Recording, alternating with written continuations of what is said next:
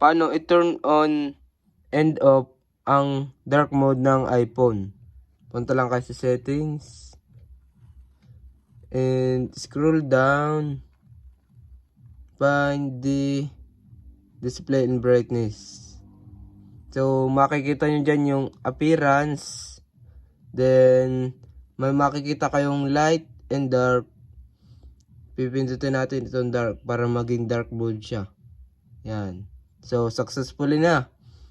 Pag gusto nyo namang light or yung balik sa dati, pindutin nyo lang uli yung light. Yan.